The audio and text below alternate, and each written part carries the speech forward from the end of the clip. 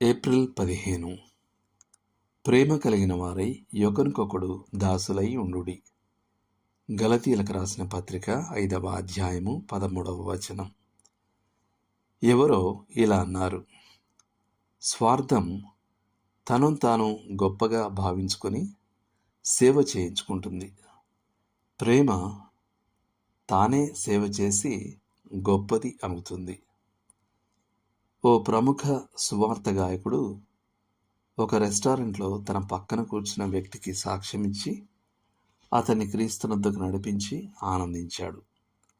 ఆ తర్వాతి వారాల్లో కొత్తగా మారిన ఈ విశ్వాసి అతనికి శిష్యరికం చేశాడు. అప్పుడు కొత్త విశ్వాసి అయిన ఫ్రెడ్ శస్త్రచికిత్స చేయరాని క్యాన్సర్తో బాధపడి ఒక ఆసుపత్రికి తీసుకెళ్లబడ్డాడు.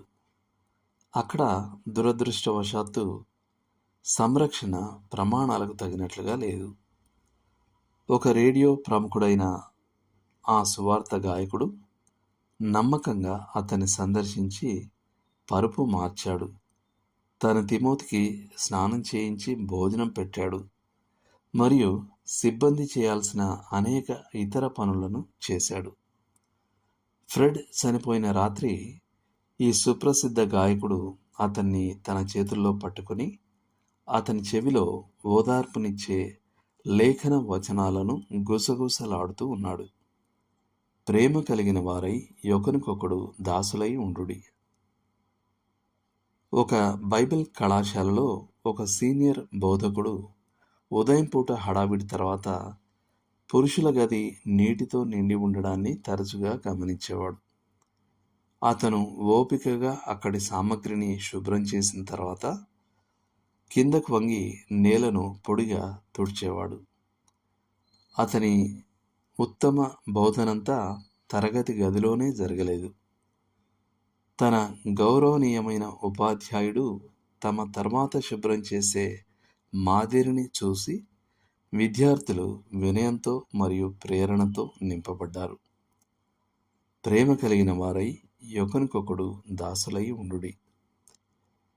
అదే బైబిల్ కళాశాలలో బాస్కెట్బాల్ జట్టులోని ఒక సభ్యుడు నిజమైన సేవకుని హృదయాన్ని కలిగి ఉన్నాడు.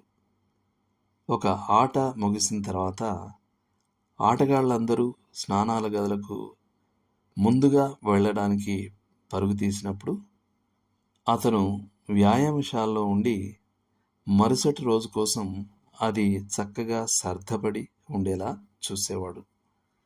అతను ఇతరుల స్వార్థంలో అందరికీ సేవకుడైన ప్రభువుతో తనను తాను కొత్తగా ఐక్యపరచుకోవడానికి ఒక అవకాశాన్ని కనుగొన్నాడు. ప్రేమ కలిగిన వారై ఒకరికొకడు దాసులై ఉండుడి. టర్కీ గ్రామీణ ప్రాంతానికి చెందిన ఒక క్రైస్తవ తల్లి అనారోగ్యంతో ఉన్న తన కుమారుని కోసం ఒక కిడ్నీని దానం చేయడానికి లండన్కు తీసుకువెళ్ళబడింది.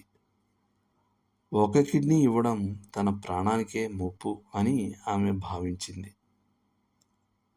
ఆంగ్ల వైద్యుడు, నీవు నిజంగా నీ కుమారునికి కిడ్నీ ఇవ్వడానికి ఇష్టపడుతున్నావా అని అడిగినప్పుడు ఆమె, నేను 2 కిడ్నీలు ఇవ్వడానికి సిద్ధంగా ఉన్నాను అని జవాబిచ్చింది.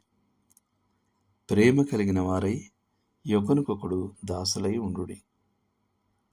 ఎక్కువగా స్వప్రయోజనాలతో నిండిన ఈ లోకంలో నిస్వార్థ త్యాగపూరితమైన సేవ యొక్క మార్గం రద్దీగా లేదు.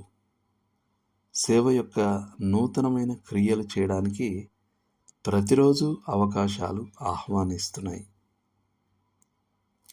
దేవుడు మిమ్మును దీవించునుగాక. ఆమెన్.